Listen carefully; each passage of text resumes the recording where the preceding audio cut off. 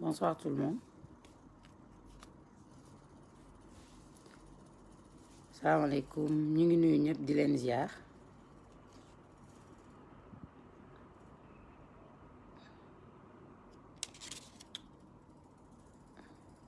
Bonsoir tout le monde ñu ngi nuyu ñëpp di leen ziar donc dañu bëggoon def live bu ndaw bi waxtaan ci situation bi nga xamante ni am na démb di leen wax rek ngeen partager live bi s'il vous plaît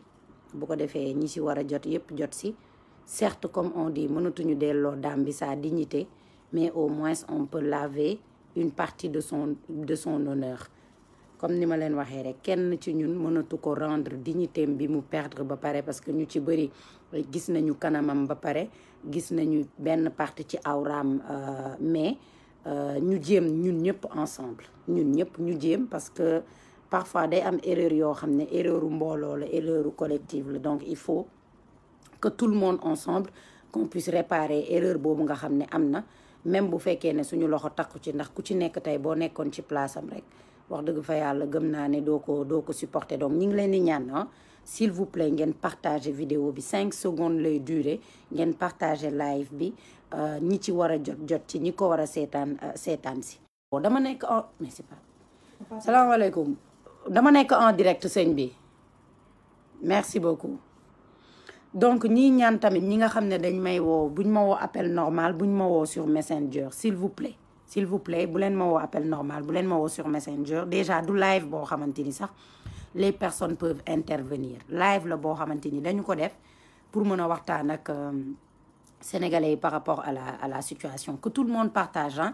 képp ku ci jot rek te waxu démb bi nga koy naqarlu na nga ko partage pas sama jëmm moo tax mais parce que man mi def live bi sax benn membre famille wu soxna si moo ma contacté nekk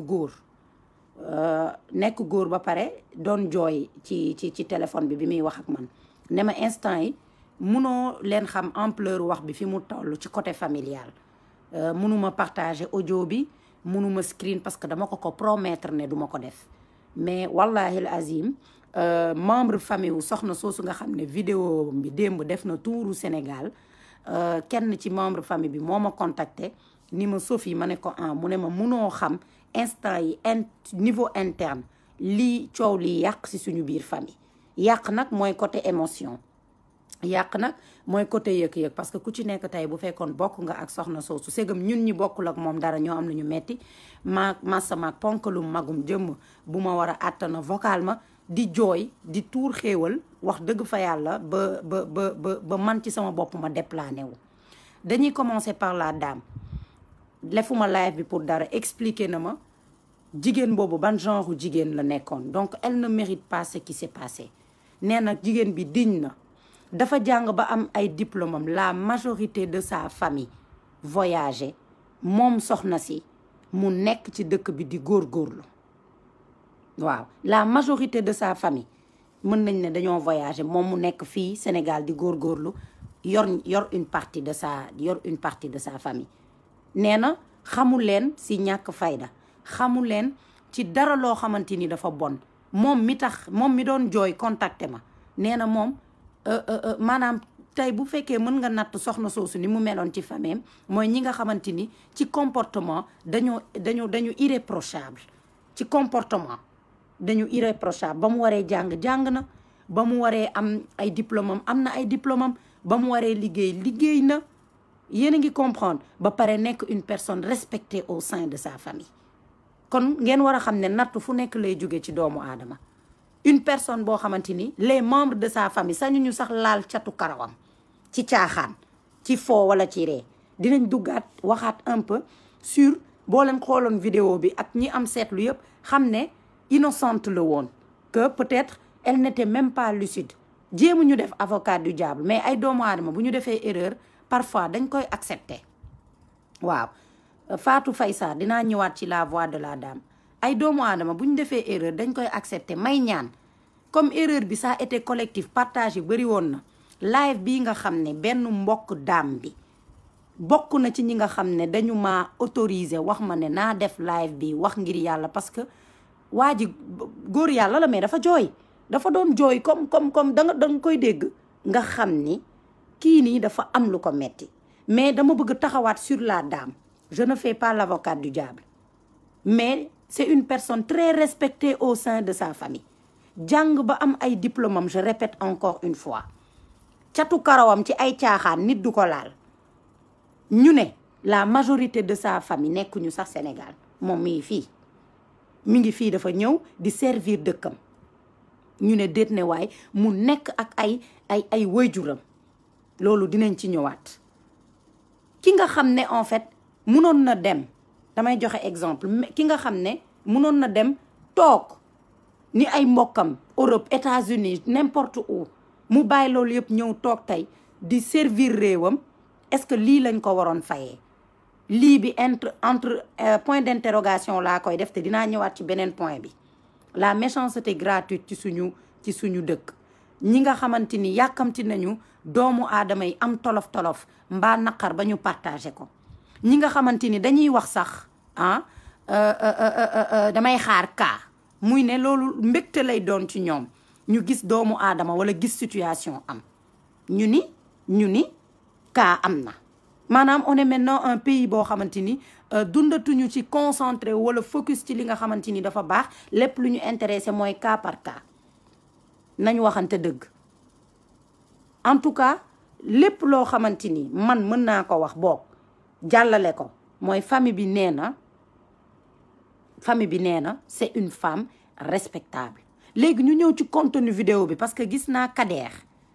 ni Sophie mais franchement il ne faudrait pas prendre pour argent comptant les dires de sa famille même si nous condamnons tout le geste ignoble de ces pauvres types Kader analysons la vidéo bu dee ñun ñëpp am nañu xel su fekkee dama jàdd rek ngeen ni ma Sophie je suis désolée mais pas ça mën nañ la nangul sa xalaat mën nañ la nangul nga ne bu ma gëm lépp lu famille bi wax mais logique na parce que lendemain bi lañ ñu wax ni léppam ñëwul lendemain bi ñun ñëpp ñu partagé waat que ne léppam ñëwul mais nañu taxaw ci vidéo bi avant ñuy ñëwaat nañ taxaw ñun ñëpp ci ñi nga xam ne am nañu seetlu nañu taxaw ci vidéo bi pour Kader mi nga xam ne nee na faut pas prendre pour argent et cetera man dama jox ci vidéo bi seetaan ko benn yoon partagé tuma mënatuma ko seetaan te boobu xamaguma ne sax daam bi am na trouble pour 2 raisons lu ñu ko jàpp mu sàcc pourtant mënoon nañ ko yóbbu police waaw wala je ne sais pas n'importe quoi téye ko kii ko je ne sais pas mais d'accorduma ci ay awraam nañu taxaw ci accoutrement daam bi Kader nañ taxaw ci solin bi la dame n'avait rien de vulgaire certes l'habit ne fait pas le moine mais boo xoolee dame bi mi ngi sol jupam bu jot yéreem bu large mooy ne ki tëdd noonu ñuy yëkkati ay yéreem déjà rek ba muy génn këram c'était une personne boo xam ne dafa habillé woon correctement maa ngi ñëw pour Kader ñu waxtaan ñun ñëpp ay sénégalais lañu dañuy waxtaan ñu dem plus loin ku ñu jàpp sàcc ku ñu mës a jàpp sàcc ci àdduna di nga dégg baal leen ma dootuma ko defati wala ngir yàlla suturaaleel leen ma mais une vidéo boo xam ne yaa ngi jël nit ki xool ma mu siggi wala kanamam Kader c'est vrai bugguma ne wax naa tout à l'heure defuma l'avocate du diable mais mbokk doomu aadama bu ñu la woowee am yaakaar ci yow soo waxee nit ñi déglu la le minimum mooy def live bu ëllëgee bu leneen amee tamit ñu defaat live nii taxaw ak askan bi wax ak ñoom nañu d'accord ba ñu koy filmer naan ko xolal sàcc nga nangam résistance gisuma ko ci vidéo bu fekkee yéen ñiy seetaan gis ngeen résistance ngeen wax ma man musuma cautionné sàcc déedéet parce que damaa gëm ne doomu aadama loo am lu ne war nga ko war a mën a liggéey mais man gisuma Cheikh maa ngi ñëw wallaay Cheikh maa ngi ñëw gisuma résistance ci vidéo bi xam nga sàcc boo ko téyee dina ne la baal leen ma dina yuux on a filmé une dame di ko wax ne sàcc nga ba ñu ko waxee ni sàcc nga ba ñu koy filmer dañu ko filmer muy siggi wane kanamam man pour man loolu rek doy na pour xamoon ni mais cette dame là jouirul et temporairement dinaa ci ñëwaat de toutes ses facultés moment boobu elle n'était pas lucide du moins nañ waxante dëgg moment boobu lucidul woon. Anna mi ngi koy wax elle avait un regard vide sans peur ni honte. Toute personne normale voit qu'il y a quelque chose qui clochait. Encore une fois défendre ma ko dama bëggoon ensemble ñu analyser vidéo bi ci collinu daam bi ci regardu daam bi ci bi ñu koy téye di ko tripoter ndax man lu ma sàcc tey boo laaloon samay awra wax dëgg fa yàlla ma jug comme je peux dire ma fippu lu ma sàcc dinaa ne la bàyyi leen ma wala dara mais gisuma benn résistance ci vidéo bi. Khalil Ndama Chikori nee na l'expression faciale de la dame montre bien qu'elle n'était pas tout à fait lucide. Donc man personnellement dama waxtaan ak yéen ay góor ñooy wax ak ay jigéen pas en tant que jigéen mais en tant que sénégalaise. En tant que sénégalaise amul dara lu justifier lu ñuy def dëgg la ne sàcc buñ ko jàppee bu góor dañ koy dóor ba mu bëgg dee di nga gis parfois ñu jàpp sàcc yu jigéen bari na fi ci marché yi filmer leen dugal leen ak yenn mais lii c'est une première au Sénégal sàcc ba pare say awra nekk ci biti attouchement topp ci parce que attouchement am na ci abus da ciy amul abus bu ñu gisul parce que vidéo bi maa ngi dégg benn daam di wax ci suuf ah vidéo bi maa ngi dégg daam di wax ndax jëloo bi muy tëdd dinaa ci ñëwaat mais ñun ñëpp nañu d'accord sur un point que vidéo bi ku ko analyser di nga gis ne la dame du ma ne elle est innocente mais il y avait quelque chose qui clochait loolu rek laa amoon ñu njëkk fa taxaw. Je répète encore une fois que membre de sa famille nee na ma xamal lu ñu leen dara loo xamante ni dafa ñoom ci seen biir la dame xamaluñ ko dara lu bon dame la boo xam ne manqué wul dara. Toute sa famille encore une fois la majorité nekk ñu sax Sénégal moom moo ñëw di servir dëkkam ci fonction publique yi ñu ne déet ne waay ku xool daam bi xam ne am na âge boo xamante ni ay awraam warul woon nekk ci biti. On ne cautionne pas sàcc bu fekkoon sàcc la ñun ñëpp ñu teg suñu bët xool carrément ne kii sàcc la ñun duñu wax dañuy wax livrer leen ko police comme d'habitude su nit ñi di maltraiter nit xanaa sàcc bu góor buñ ko téye di ko dóor sax lan lañ koy wax bul dóor attention dañuy wax carrément bul dóor sàcc bu góor buñ ko téye di dóor dañ lay wax livrer ko police bul dóor parce que dóor boobu mooy indi après seytaane mooy indi après nga def loo warul def mooy indi nga rey nit ki mooy indi leneen ak leneen ak leneen mooy indi leneen ak leneen ak leneen et encore une fois justifié wuñu défendre ñu il y a un mal qui est beaucoup plus profond que vidéo wu daam bi nga xam ne dañ koy attouché mooy le fait que ñuy yàkkamti di partager ay mbir yoo xamante ni dafa ñaaw ci doomu aadama le fait que ñuy yàkkamti chute nit le fait que doomu aadama su amee projet bu baax ci réseaux sociaux yi ñu gis ko dañu koy romb comme si cela ne nous intéressait pas mais bu ñu gisee lu graaw lu ñaaw lu ay awra nekk ci biti wala leneen ak leneen nekk ci tout le monde s'empresse à partager dañoo ñeme partager safaanu nit dañoo ñeme partager ay mbir yoo xamante ni mënuñu ñu jëriñ dara suñu askan suñuy partager lu baax nag soit da ngay jàppale sa xarit ci business am soit da ngay wanewu soit nit ñi wane lu baax soit nit ñi wane lu bon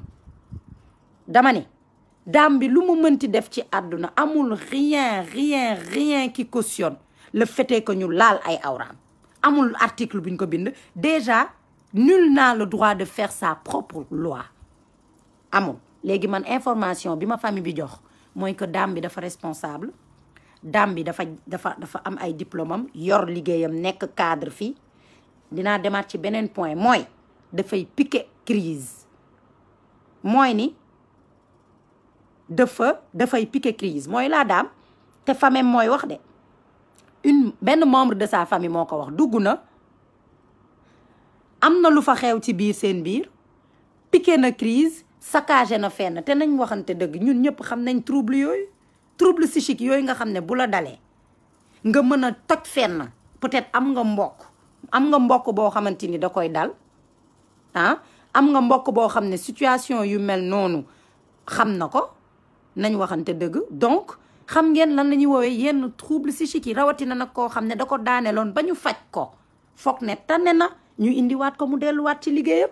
kon à tout moment mën na piqué waat crise, mën na daanu ci kii ne mën na sax saccager boutique jàmbur. ku ci amul mbokk tamit les psychologues xam nañu genre problème de nervosité yooyu di am ci doomu aadama, wala bu ñu poussé nervosité suñu maam yi suñu biir famille dina am nit yoo xamante ni ay rab da leen di dal ak yeneen ak yeneen. Mais analysons la vidéo ensemble. nekk ñu fi di def l'avocat du diable, mais ñoo gisal suñu bopp. La dame deful résistance. La dame waxul nit ñi baal leen ma dootuma ko defati. dégguñu dara lu dul ay ñenn ñi nee nañ ay murmure, un regard très vide. xool ma ñu filmer ba wane kanamam. léegi nag ñun ñëpp ay responsable lañ nekk ci toile bi, nekk ci réseaux sociaux yi. Je répète encore une fois, mënuñu ko delloo dignité am parce que li jàll ba pare jàll na. Malheureusement réseaux sociaux ak internet dafa doy waar. mais ñun ñëpp mën nañu jàpp ci toutes ces vidéos qui sont sur la toile. mooy yéen 700 personnes yi seetaan live bi, ku ko ci gis site internet yi dañu leen di ñaan. Je répète encore une fois, na ñëpp dindi vidéo yooyu, dindi photo yi. Au moins ñu wane ne ñun ay action collective mën na dara. mënatuñu ko delloo dignité. waxuma ni waxuma sàcc, d'autant plus que c'est sa famille qui témoigne que du sàcc. fii bëri na sàcc yu ñu fiy jàpp seen famille duñu wax dara ndax dañuy xam ne ay sàcc lañ. nañ waxante dëgg. chaque jour ñu dóor fi sàcc, famille bi du génn ne lu tax ñu dóor ko. ñu dóor fi sàcc filmer ko. teewul même tey daam bi ñu ne tey même bu nekkoon sàcc kenn waru ko woon def loolu. sàcc bu góor buñ ko jàppee di dóor sax dañ naan nit yi bàyyi leen ko. parce que dóor boobu soit mën nga ko ci rey wala dara. livrer ko à la police metti na c'est vrai, vraiment metti na. bu dee dañu sàcc nit, je dis bu dee dañu sàcc nit, mais bul def sa propre loi. parce que xolu doomu aadama bu nekk soo bëggee fajal sa bopp toujours dañ lay wax ne soo meree ci saa si bul faj. ñun ñëpp ku ci ne jaar nga ci. sa parent da lay wax soo meree ci saa si bul wax. soo meree ci saa si bul def loo xamante ni mën nga koo rëccu. donc encore une fois, même si la dame a fait quelque chose ca biir boutique bi ak lu mu mënti doon, àdduna du neex ba ñu cautionner ce qui s'est passé.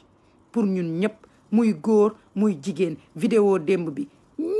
ñëpp dañ cee indigné wu. je répète encore une fois, ci comportement bi irréprochable bi mu am au sein de sa famille. piqué na crise, nattu dal na ko, te koo xamante ni si biir famille doo ko xool ci bët. elle est respectable. tey yàlla def mooy nattu bi ma doon wax ci début vidéo bi, ay awraam yëpp tas nii. mu doon nag lu mettit, lu famille am di dund ak mettit. mu doon nag ku ci nekk ci ñun tey suñu xoolee, ñun ñëpp bu ñu xoolee comme si daloon sa famille. même bu fekkoon sa famille dafa am sàcc bu jigéen ñu def ko loolu, yow doo nelaw. ndax noonu la yàlla bindee Sénégal. sa famille benn nit su si amee problème siw, famille bi yëpp ñoo koy dundandoo. heure bii may live di wax ak yéen, sa famille est dans des situations très très difficiles. góor bi doon wax ak man sànq da doon jooy. man maa ne ko yow yaay góor ci famille bi, yaa war a tenir. mu ne ma instant yi suñu famille xamatuñu lan la ñu war a def en fait. à part li nga xam ne liggéeyu police la. liggéeyu police mënuma ci dara. liggéeyu autorité mënuma ci dara, mais mën naa déclencher ce qu'on appelle une action collective. xam ngeen action collective bu njëkk bi lan la?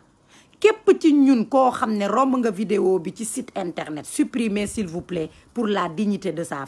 la femme. phrase boobu ñun ñëpp mën nañ ko bind. supprimez s'il vous plaît pour la dignité de la femme. ñu def tout ba vidéo yeeg photo yëpp dañ ci toile bi. on peut le faire. gis ngeen ne récemment rek Ndingler bi Sénégal bi yëpp xeex. on est en train de voir que ne instant yi peut-être c'est peuple bi mi ngi gagné. dañu ne waxuñu nit dafay sàcc, waxuñu ne nit ki dafa war a sàcc, mais dañu ne que ne tey kii ñu jàpp tey def ko nii, nit ñi ñi ngi laam-laame, ñii di wax que ne dafa am problème psychique. ba tey tout le monde aujourd'hui regrette ce qui s'est passé. ma dem ci beneen point bi. suñu defee action collective encore une fois ba signaler ba site yëpp supprimer. man ñi ma xam ñu jege ma te di liggéey ci site internet yi, incha allah ku ma ci gis dinaa jéem a wax ak moom ñu jéem a dindi vidéo bi. ndax nag instant yi seen biir famille affront la ñuy dund, naqar la ñuy dund. xam ngeen ñu jàpp sa mbokk ne ko wuub sàccee rek dafa metti masamaak ñu jël ay cëram génne ko comme ci nekkoon ci ñun du la neex mais pourtant beaucoup parmi nous ont partagé waaw beaucoup parmi nous ont partagé nañu taxawaat ci vidéo bi l'autre aspect je ne suis pas trop dans le jugement mais maa ngi dégg benn daam naan ndax jëloo bi kii tëddee ci kawam benn daam attends benn daam di wax jigéen comme ñun naan ndax jëloo bi kii tëddee ci kawam maanaam li ko intéressé mooy protéger l'image déglu leen ma de protéger l'image d'une personne qui est là-bas di def loo xamante ni tey ñun ñëpp gisandoo nañu ne ñenn ñi ci biir vidéo bi dañu doon bëgg continuer di ko summi il a fallu que kii filmer naan leen non non non non non non non non non bàyyi leen léegi la personne bi nga xamante ni moom la ñu jéem a doon suturaal parce que dafa tëddoon ci kawam wala parce que ñun ñëpp ñoo ko déggandoo attention mi naan ko mbaa jëloo bi muy tëdd ci kawam kii wax jigéen la ki muy suturaal góor la te leer na ma ne ñun ñëpp c'est le même problème généralement dans notre société dañuy yar ay obsédés sexuels suñu biir kër yi excusez-moi ngeen baal ma parce que parfois il faut dire les choses telles qu'elles sont dañuy yar ay obsédés sexuels suñu biir kër yi ñuy def ay mbir yoo xamante ni yow au lieu nga ut yóbbu nit ki ñu jàppale ko da nga koy suturaal di ko suturaal ci li muy def ba xëy mu def njombe soit mu violer nit wala mu def loo xamante ni bu ëllëgee ci biir mën na koo rëccu nga nar fa taxaw di wax ne waaw di ut ay wàllu wala di ut ay ndimbal wala di ut yeneen ak yeneen alors que mal ci racine bi lañ koy daggee su fekkee dans ta maison tu as des personnes yoo xam ne dañu am yenn comportement yi ci ndaw tu dois les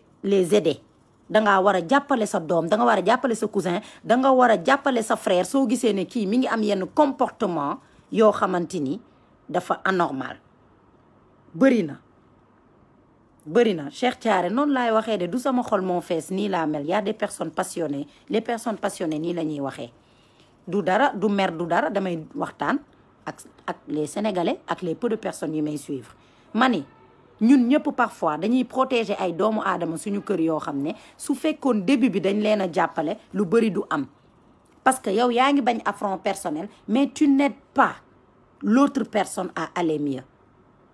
parce que nga taxaw nit jàpp sàcc tëdd ci kaw sàcc am na góor yoo xamante ni sax ils sont tellement bien éduqués que bu ñu jàppoon sàcc di xëcc yéreem sax duñu taxaw di ko xool ci yar biñ leen yar ci ormal jigéen wallahi am na góor yoo xamante ni tey bu ñu taxawoon foofu duñu sax xool gel bi mooy bu ñuy yëkkati yéreem duñ ko xool massamaak nag nga koy tripoter wala ngay tëdd ci kawam attention kon nag y a des comportements yoo xam ne dañu war a dem au-delà de cette dame qui est sur la vidéo mooy ces personnes yi ngeen xam ne da ngeen ko gis mu nga war a jàpp sàcc bu jigéen war a tëdd ci kawam wala war ko tripoter loolu fan la am fan ngeen ko gis amul dara luy justifier partie boobu donc damay waxaat rek encore une fois ñu bàyyi xel ci yenn affaires yi nga xam ne ay détails yu ndaw la gis ngeen vidéo boobu dafa bëri leçon ci ñun dafa bëri leçon ci ñun jigéen moo taxaw di gis jigéen ñu koy summi presque góor moo naan non non non non bu leen ko def dégg ngeen góor moo naan non non non non bu leen ko def jigéen mooy waxaat ndax kanamu beneen bu góor bi feeñul di protéger koo xamante ni loolu muy def en temps normal du yoon amul dara luy qualifier ay gestam avec ça ñu bëgg que ñun suñu société avancée je ne suis pas d'accord nañu logique ñun ñëpp tuuti amul dara loo xamante ni war nañu taxaw di seetaan ces genres de situation yooyu moo tax ñun ñuy yar ay violeurs suñu biir kër yi genre situation yooyu moo tax ñuy suturaal ay pervers suñu biir kër yi te mën leen dimbali muy góor comme jigéen day am doomu aadama fooy toll tu as besoin d'aide mais dañuy camoufler jéem a defar ay affaire wallahi ba yàq àdduna nit alors que dès le bas âge mënoon nga ko dimbali mënuñu wax ba ku góor ki tëddoon ci kaw ku jigéen ki ba ñu koy suturaal mu nekk lu normal mënuñu wax ba ku jigéen ki di wax ni di suturaal keneen alors que jigéen mi ngi toog mu normal alors que góor mooy taxaw naan non non non bu leen def lii. te je répète encore une fois am na góor yoo xam ne mënuñoo xool awra jigéen bu fekkul seen jabar wala leneen loo def dañuy dummóoyu ci yar biñ leen yar la. ci yar biñ leen yar ci suturaal jigéen la ci yar biñ leen yar ci xam dayooy jigéen ci respecté bi ñu respecté seen wayjur bu jigéen ba tax ne ku ñu gis jàppee ko ni yaay bu ñu jur wala ku ñu gis jàppee ko ni seen sœur yi nekk seen kër. Et c'est très très important yërmande moo yor réew yërmande moo yor dëkk. Donc man analyse boobu laa amoon bu may njëkk def ci vidéo bi analyse interne la dame lan la ay témoignages yu nit ñi am ci moom ni mu résister wulee biñ koy bëgg dóor d'accord dame bi taxaw nekk jigéen comme moom waroon wax bu leen ko summi góor bi taxaw di wax non non non non bu leen ko summi moom ku góor ki alors que mooy góor kii noonu ñi ko doon tripoter alors que ay góor lañ. donc ñooñu waxuma la police de dañu war a dem xooli ñooñu yan genre nit lañu. jàpp nga sàcc xamoo ko ci aadama xamoo ko ci awa ngay laal ay awraam mais ñooñu du police la ñu mérité kase. dafa war a am suivi bi ñuy utal dame bi noonu la suivi war a mën a amee pour ces hommes qui ont fait ça. ma génn ñëw si la société sénégalaise ñun balaa ñoo mën a kontaan ñu gis nit torox balaa ñoo mën a kontaan ñuy saaga nit toroxal doomu aadama. léegi Sénégal mi nga xamante ni c'est le pays de la teranga et la majorité ñu ne ay musulmans lañu suñu diine ci bi ñu xam yar ñu ci yërmande yar ñu ci taataanu ci yërmande ci bëggante ci suturaalante. aujourd'hui xool leen li xew ci réseaux sociaux yi ku la gën a ñaaw yi làmmiñ sa moroom nga ne kii la personne bu la gën a mën a toroxal nit nga ne kii la. dañuy wax lu baax ci nit sax nga yàkkamti ay ëybam di feeñ. nangootuñu di gis lu baax bëggatuñu gis lu baax daf ñuy déranger te lu bon bu ñëwee ñu partager ko parce que dañuy yàkkamti wulli suturey jàmbur dañuy yàkkamti toroxal nit.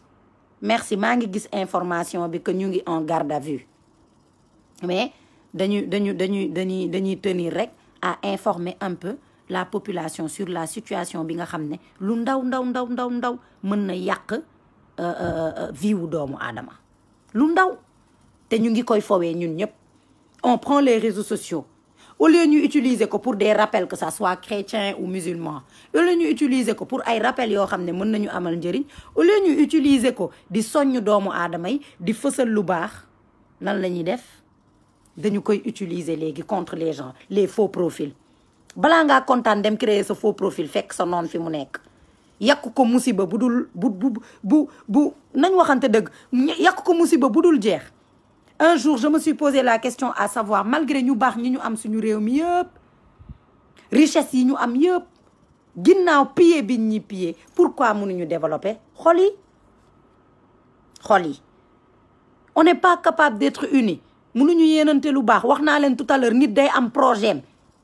ñu war di ko partager di wan ne kii doomu Sénégal la wala nit am ay problèmes yu am importance ñu war ko mën a partager mais xool leen Sénégal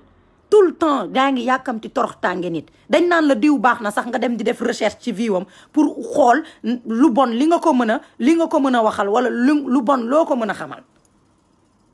nit bu ay yaram nekkee ci biti ñu partager ko. les personnes les plus suivies de ce pays là xool leen les personnes les plus suivies dëkk bi ñan lañ fi gën a bëgg ñan la ñuy gën a seetaan. dañu dem ba allergie lu baax dañoo dem ba bëgganteetuñu suñu biir te mën naa leen waatal ni tànk ñi ngi dëkk ci di bëgg uññi sutura doomu jàmbur toroxal nit ñàkk bëggante ne ci internet bi ku dàq saaga sa moroom nga ne kii la mën naa waat ci yàlla suñu borom ne duñu dem fenn parce que yàlla du nekk fu xol yu booloo nekkul. laaj leen boroom xam-xam yi yàlla du nekk fu xol yu booloo nekkul du nekk fu ay xol yu tilim nekk xalaatu ko ndax moo wax maa leen gën a jege seen buumu xol. ñun ñëpp ñu nekk ay doomu aadama am benn temps bu ndaw bu ñuy def ci àdduna. sama poste démb maa ngi naan leen am leen fullaay boo leen di layoog seen borom ngeen di layoog moom ci tooñ boo leen ko tooñ te bañ a layoog nit. parce que tooñ bi ñuy tooñante ñun suñu biir du yàlla moo ñu koy baal. doo saaga Sophie Gueye keroog yowmal xiyaam boo paree nga dem jàpp ci saa si nga dem julli ji. ah je suis désolée munoo saaga Sophie Gueye saaga keneen ak keneen koo xam ne munu la jéggal bir na la ne du la jéggal soo paree nga dem jàpp julli gee mbaa nga julli dara. d'accord, on est une société boo xam ne la majorité des gens maintenant sont foncièrement méchants. ñun ñëpp ñu ngi nii commentaires yi maa ngi koy gis benn yàkkamti nañu torox tànge nit, yàkkamti nañu ñu uññi sutura nit ba ñun ñëpp ñu mën ci partager ku nekk nag di ci wax. mais bu kenn fàtte ne suñu boroom du nekk foo xamante ni chaque jour ñu wër ko, chaque jour ñu nekk ci ay problème, chaque jour ñu ñaan. on dit toujours pourquoi mënuñu avancer, pourquoi suñu boroom nangam. on a tout. ñu baax ñi fi nekk, ñu baax ñi fi nekk ak yeneen yoo xam ni mënuñ ñu ngi fi te mënuñoo avancer. gis naa ñu naan dañoo partager vidéo bi parce que dañu fogoon ni sàcc la. man d'accord naa ci benn affaire. par exemple nit dugg dajji sa boutique nga am sa caméra de surveillance, police jàppagu ko, kenn jàppagu ko. par exemple boo ko livré police ba pare nga ñëw ci réseau yi ne ñii dañoo dugg sama boutique sàcc nangam, gars yi partager pour ñu jàpp ñooñu. attention, day am. il faut faire la part des choses. ba tey vidéo bi sàcc nañu la ñuy dégg gisu wanuñu wanuñu li mu sàcc. ñoom téye nañu seen sàcc ba pare jàpp nañ ko. donc ils n'avaient pas besoin de nous. ñu ngi naan ko dañu koy dugal pour que Sénégal yëpp gis kanamam. donc ki nga xam ne dafa jàpp sàccam bokkul ak ki nga xam ne jàppul sàccam dafa bëgg nit ñi jàppale ko mu jàpp sàccam. merci pour information bi ngeen di wax ne gis ngeen ne jàpp nañ ko. je ne suis pas parfaite, keneen ak keneen parfaitul, mais nañu taxaw sur le problème fondamental, problème au Sénégal. aujourd'hui les gens sont devenus méchants. ngeen baal ma mais il faut que ñu wax ko. on s'attarde trop ci nit, ci beneen nit. on s'attarde trop ci toroxal nit. on s'attarde trop ci ay mbir yoo xamante ni tey bu ñu booloo woon kenn waxatu ko. su nit wanee lu baax ñu ne waru ko wane, su nit wanee lu bon ñu partager ko, tas ko. les comptes les plus suivis xam ngeen ko, xam naa ko. gis ngeen ne nit ñi ils sont concentrés sur li gën a safaanu que li nga xamante ni mën nañu servir. donc dama leen wax rek action collective nañu essayer fu ñu gis vidéo boobu ne nañ ko supprimer en attendant que police def liggéeyam et que ñun tamit suñu biir ñu mën a topp action bi jéem a xool ndax mbir mi police saytu na ko, def na ci lim ci war a def. loolu rek laa xamante ni moom laa leen mën a wax pour le moment. ndax erreur bi donte ñeneen na ko def on peut s'unir ensemble pour réparer ko. maa ngi lire seen commentaire avant may continuer mais bàyyi leen xel si li ma leen wax. on ne sera jamais développé tant que les cœurs ne sont pas unis. maa ko wax. on ne sera jamais développé tant que suñu suturay doomu aadama ñi ngi koy def suñu véritable arme. mooy déggoo li ma leen wax, dañuy gis nit ku baax sax ñu ñëw présenter la diw ku baax la, yaa ngi jéem a xool lan nga mën a wax ci moom ci lu bon pour mën ko partager ak sa yeneen nawle. mooy nangootuñu sax nit baax. une société boo xam ne nangootuñu sax nit baax dalay déranger, baax dalay sonal. yow su nit baaxee wala balaa ngaa mën a sax toroxal nit ngeen am problème, bu ko defee nga ngoy ci défaut wu nit ki rek. doomu aadama bu ne am nga ay qualité, doomu aadama bu ne am na ay défaut. est-ce que ku ci nekk ci ñun tey bu suñu borom ne woon fang say défaut dina la neex? non. kon lan moo tax toujours on veut s'attarder sur li bon ci nit yi te ñu war a boole suñu xol yi xam ne on fait partie des pays les plus pauvres au monde. nañ waxante dëgg, nañ yéenante jàmm te booloo doon benn. c'est les masques qui commencent à tomber avec les réseaux sociaux. ndax ci télé ak ci réseaux sociaux mën nga xam comment est toute une population. Sénégal balaa ñoo mën a partager encore une fois ñu nekk ci safaan wala nekk ci lu bon ñu partager la ko. su nit nekkee ci lu baax ñu ne la mooy yow moo kii di yow kooku noonu ngay gis muy social ci internet bi mooy ne ñu ñëw nettali ne la Sophie dafa baax wala Kumba dafa baax wala Aïda dafa baax wala Modou dafa baax sax dalay déranger. immigré bi tukki na mooy yow boo xamoon ni mu def ba tukki toujours mooy yow mooy yow mooy yow. et le femme yàq femme merci Diakhoumpa Omar avant may lire seen commentaire yi tëj live bi. le femme yàq femme de la société sénégalaise lu ñu waxal góor yi lu ñu waxal waaw waruñu woon def lii war de et nous dans nous les femmes notre comportement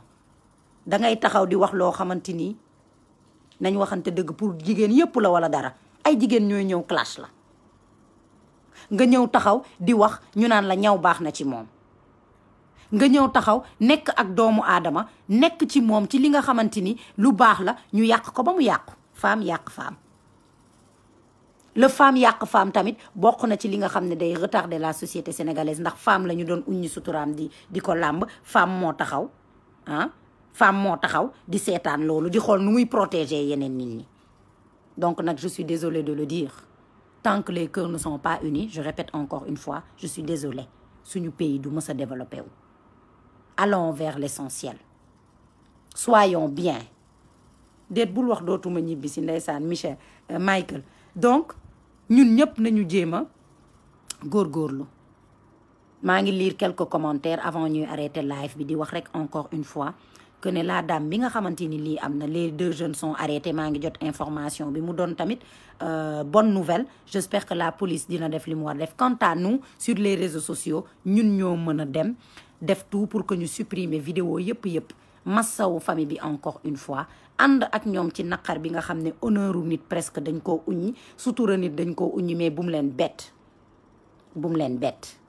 parce que loolu ca lañu ñun loolu la ñu bëgg ñun balaa ñoo mën a kontaan rek di mën a partager ayibu nit ak yooyu donc yooyu noonu yëpp ñu bàyyi ci xel di bokk naqar bi ak nit ñi. donc maa ngi gis Abbas naan engagement politique ça ne risque pas d'arriver comme on dit dans la vie il faut jamais dire jamais mais bu fekkee sama xol rek sama borom mi ngi may li nekk ci sama xol na ma bàyyi ma continuer ci engagement social bi nga xam ne ci la ñu ne dem ba nekk ONG bu ma continuer di dimbali ay doomu aadama rek ba génn àdduna mais pas di def ay engagement politique. am na ñu fi nekk jàng loolu xam loolu mën a développer bi pays bi pour répondre à Abbas gëmuma ne loolu dinaa ko mës a defi sama àdduna. abo loolu du débat abo jeeju intervention yi par rapport à situation bi laa bëgg lire Kalefal nee na mais aussi le Sénégal c'est seulement dans les réseaux sociaux il y a des gens bien dans ce pays on ne peut pas juger un pays à travers les réseaux sociaux aussi il y a du bien dans ce pays bien sûr que ça soit du bien ou du mal du ci réseaux sociaux yi la ñu basé wu sauf que maintenant Kale tout le monde ñëpp a ngi ci réseaux sociaux yi tout le monde ñëpp ñi ngi ci réseaux sociaux yi du coup li nga xamante ni day am mooy les gens en profitent pour wane lu baax ci ñoom d'autres en profitent pour di guerre ak seeni ay ennemis wax naa leen ko ay création de faux comptes ay toroxal doomu aadama gis nga bu fukki nit di gas fukki nit di suul donc loolu moo ñu xaw a tardel mais maintenant malheureusement du ci réseaux sociaux rek la ñuy xamee mbaax wala bonu nit mais malheureusement aujourd'hui ñun ñëpp ñu ngi ci réseau yi mooy nit mënul xëy suba ba ngoon te du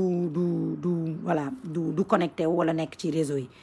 Raïcha Touré nee na ma honnêtement jëf jooju ñaaw na il ne devait aucunement publier cette vidéo on peut la corriger sans pour autant l'exposer sur les réseaux sociaux elle a une famille quand même waaw moom la ñu wax sànq. il faut parler des hectares attribués aux étrangers defoon naa post sur Ndingler et tout parfois am na domaine yoo xam ne day am nit yu la ciy gën a maîtriser voilà. Babacar Faye nee na ce que Khoumane disait le Sénégal n'a pas lu le mode d'emploi des réseaux sociaux et c'est ce qui est dommage avec le regard vide qu'elle avait cela m'étonnerait qu'elle ait toute sa tête. Collecte Diallo nee na on a raté quelque chose dans ce pays. Niakhale Traoré nee na mais un voleur on le livre à la police mais ne pas se livrer à ces actes de sauvagerie je ne regarderai jamais ces genres de vidéos mooy li ma wax góor comme jigéen am na yoo xam ne boo gisee automatiquement da nga ciy am kersa par rapport à éducation bi nga xam ne dafa kii daaf nee na ça date depuis longtemps dafa bëri ay nit yu bon ay waay réew mi namm nañ maam Abdou Aziz Dabakh ak maam Saliou tàppe leen xol yi daaf fuun vraiment commentaire bu am solo ngi nii parce que maam Abdou da ko daan répété tout le temps tappe leen xol yi tappe leen xol yi tappe leen xol yi parce que ñoom ay waliwu yàlla la ñu woon xamoon nañ bu baax lan moo ñu retardé Serigne Saliou da ko doon def dafa jëlaan xale yëpp boole leen parce que effectivement xamoon na ni ba pare protéger leen maanaam réew protection ak yërmande moo ko yor Serigne Saliou jëmmam sax yërmande woon la ñaari jëmm yi nga wax muy maam Abdou Aziz nga xam ne dafa répété tàppe leen xol yi ba suñ borom ba bi muy làqu Serigne Saliou même chose Serigne Saliou jëmmam sax yërmande la donc ñun on avait en fait c'est ça le problème et on a tant d'exemples de personnes yu baax de nit yoo mën a roy maanaam xëy soxor rek coono bi mu nekk ci doomu aadama maanaam nga yeewu war a soxoree nit bañ nit maa ngi ñaan sama borom loolu bés bu ma naree chaque jour dama koy ñaan boo naree yeewu di bañ doomu aadama wala di iñaanee nit ngeen baal ma tu n'as rien à faire sur terre parce que sa vie war na la doy sëkk daafun commentaire bu am solo ngi nii ci maam Abdou ak Serigne Saliou que ça soit homme ou femme on n'a pas le droit de montrer le visage des gens quelle que soit leur faute dëgg-dëgg rek vraiment commentaire yu am importance ngeen di def mënuñu lire lépp ñi ngi commencé bëgg yàgg ci live bi buñ ci yàggee bu nit duggee après live bi du mën a seetaan du mën a du parce que dafay gudd donc ñi ngi leen di jaajëfal ci commentaire yi ak ci teewlu bi nga xamante ni déglu ngeen live bi di leen wax encore une fois su si amee dara loo xamante ni dëng na on est désolé waxuñu ko pour dara waxuñu ko parce que dañu bëgg yàq wala dara mais dañu bëgg attirer attention ci li nga xam ne moo nekk ci réew mi soxor iñaan yàqante waxante lu bon ñàkk nangu gisal doomu aadama l'utilisation des réseaux sociaux nga war ko utiliser peut-être ci lu baax fekk da nga bëgg maam Abdou da nga bëgg Serigne Touba chaque jour nga fàttali nit ñi ñoom niñ doon dundeek ñun bu fekkee ne ci bay nga nekk ngay wane mbay mi bu fekkee da nga tukki ngay wane réew mi nga nekk li fa nekk lu positif lu on pouvait utiliser ñi nekk ci wàllu technologie mu ngi noonu partager les génies de notre pays les personnes yi nga xam ne ñi ngi ci dëkk bi di liggéey lu am importance ñu wane leen mais jamais malheureusement fii la réew mi toll léegi nag nañ leen dem dinañ ñaan ñi ngi def lu ne xam naa ne rek suñu borom dafa nekk rek di ñu suturaal ngir ñu baax ñi fi nekk mais ñun ñëpp xam nañu bu baax a baax li ñu retardé ñun ñëpp xam nañ ko te ku ne rek booy ñaan na nga ñaan suñu borom rocc xolu ki ñaan ci yow di nga xamal nit lu bon sax nga suturaal ko suñu borom da lay suturaal àdduna suturaal la àllaaxira di nga bañ nit sax sa noon bañ sax c'est trop dire di nga am sa noon xam ne mën nga koo jàpp fii nii yàq àddunaam nga toog croiser les bras loolu mooy gor ñu ngi leen di baaluwaat ak di leen wax ne bu leen fàtte foo leen gis vidéo daam bi rek ñu supprimer lu ko nañ ko supprimer lu ne serait-ce que awraam bi nekk ci biti nañ ko supprimer lu ne serait-ce que famille bi nga xam ne tey ñun dañuy jóge ci live bi ku ne retourner ci li ngay doon mais heure bii ñu ngi ci métit et dinañ ko dund encore des mois ku ci tëdd nelaw dina la traumatiser ku ci tëdd nelaw di nga jooy parce que effectivement nattu la bu ñëw dal seen kaw ñoom it ñu nangu ko parce que suñu borom nag lu ko neex lay def kooku moo amoon daraja ak martaaba suñu borom ñëw teg nattu ci kawam jigéen la yaay la nañu bokk nattu bi ak ñoom segam ñoom tamit ñoo am lu leen metti ni ma waxee sànq sama waa ji doon jooy ci man ma ne ko massamaak la véritable concernée ak les personnes yi nga xam ne dañu ko proche trop donc lu ne rek boo ko gisee ci àdduna dafay am ñu la koy gën a naqarlu léegi ki la ëpp naqar yow it da ngay ñëw nga soulager ko soo ko gënee naqarlu doo ko mën a soulager di waxaat rek ñun ñëpp nañu góorgóorlu ci yenante lu baax je sais qu'on peut y arriver il y a une jeunesse très très consciente xol yi moo des nañ ko jéem a defaraat arrêter femme yàq femme bi parce que amuluñu benn njëriñ jéem a xëccaat suñu borom ci ñun parce que tant que ñi ngi soriante nii jël suñu xol yi di def nii di defante lu bon rek suñu borom daf ñuy sori moom du nekk fu bon du nekk foo xamante ni nit ñi dañuy yéenante lu bon du fa nekk donc heure bu ne ñu solliciter ko parfois duñ ko gis donc mi ngi noonu. Pour terminer, Jorgen BRB, il y a des problèmes internes. Je suis désolée de le dire comme ça. Effectivement, il y a énormément de personnes qui me suivent. Je suis désolée de te répondre comme ça. Quand je fais Je faisais des directs en français, mes posts sont en français et pourtant je suis sénégalaise, je suis Wolof. C'est vrai qu'il n'y a pas que les Sénégalais qui me suivent, mais ça c'est un problème qui est au Sénégal. Donc, je suis en train de parler avec la population sénégalaise. Je m'exprime qui c'est ma langue, je m'exprime dans ma langue. Maintenant, s'il y a des postes dans le domaine du social, je fais des posts souvent en français et pourtant je ne suis pas française, je ne suis pas née française. Je suis née sénégalaise. Hein? Et tous mes posts sont généralement en français, à part 2-3 mots wolof que j'y mets. Donc, si je fais des lives pour parler à la population sénégalaise, donnez-moi au moins le droit de m'exprimer en wolof, s'il vous plaît. Ce sont des problèmes internes, comme on dit parfois. Je suis Sophie aussi, tout le monde me suit. Mais... vraiment, il y a aussi des problèmes internes qu'on doit gérer entre Sénégalais, entre Sénégalaises, et je suis obligée parfois de m'exprimer en wolof. Am na yenn yoo xam ne gàcce la ñu koy wax muy jëm kaw ci suñu réew ñun ñoo mën a, comme je dis, suturaalante suñu biir. Je suis vraiment désolée pour ces personnes qui ne comprennent pas le wolof, mais aujourd'hui, ce live concerne particulièrement les Sénégalais. Et voilà, j'en suis désolée. Sur mes posts, je parle français. Je ne peux pas tout le temps m'exprimer en français. Il y a des gens qui me suivent et qui ne comprennent pas aussi le français. Et je ne pourrai pas satisfaire tout le monde. Je suis désolée et dina def ay efforts comme je vais faire des efforts, Inch'Allah. Bien des choses à tout le monde. Et ku ci yor xol bu baax rek na nga ko jéem a préserver. Bu la ko kenn yàqal. Ku ci yor xol bu bon na nga xool nooy def julli. Bu dee da ngay wasifa bu fekkee da ngay wérd nga wérd, bu fekkee da ngay jàng xasida nga jàng xasida, suñu borom laabal la sa xol bi ndax day sonal doomu aadama. Bagage bu diis a ngi noonu, xol bu bon bagage bu diis a ngi noonu ci doomu aadama, yàlla nañ ci yàlla musal. Ñi yor nag xol yu rafet na leen ko suñu borom sàmmal, na leen ko suñu borom sàmmal. Ñi ci yor xol bu rafet na leen ko suñu borom sàmmal. Bonne fin de soirée à tout le monde et j'espère que lii nii épisode bu bon rek lay doon ci la vie des Sénégalais et que dinañu servir de leçon fii ak fi ñu jëm. Aujourd'hui ay problèmes yu bari dina am, yàlla na suñu borom dimbali ñun ñëpp mu nekk ay leçon ci ñun, que mu nekk épisode bu bon ci Sénégal ñu ciy jàngat ay leçons di avancer ndoo. Bonne soirée, prenez bien soin de vous et de vos cœurs, borom xol yu rafet yi. Allez, au revoir.